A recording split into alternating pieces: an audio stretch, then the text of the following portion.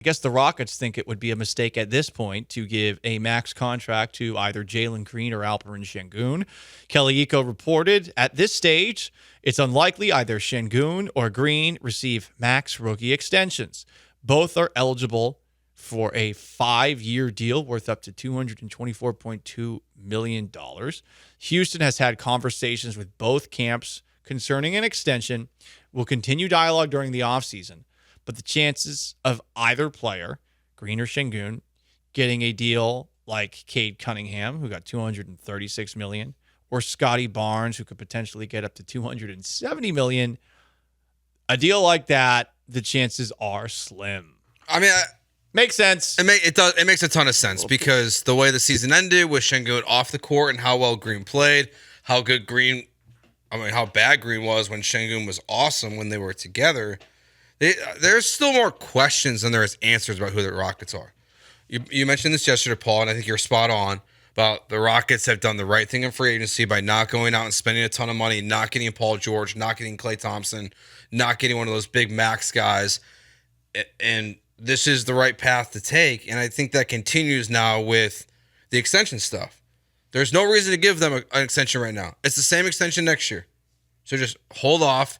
You got 82 games to figure out what's the best for the Rockets' future.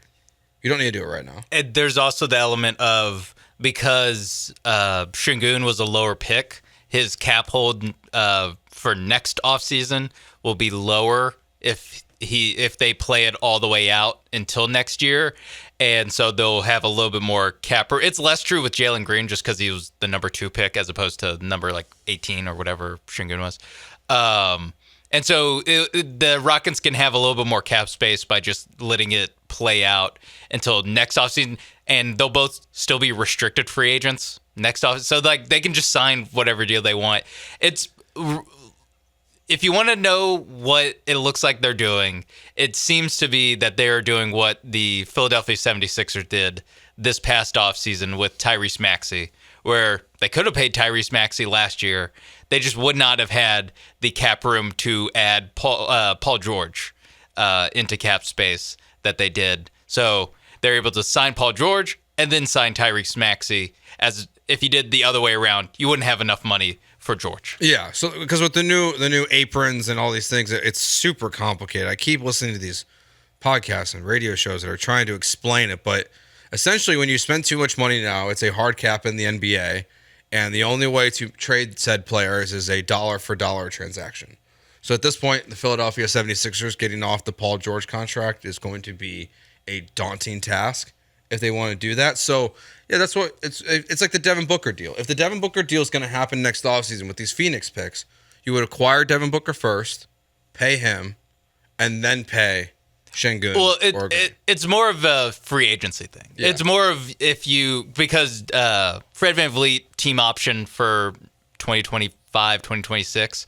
So if you decline that, that's $40 million coming off the books, and then you'll have the lower cap hold for Şengün, and so you'll open up some space to where you can sign if whoever's the free agent next year.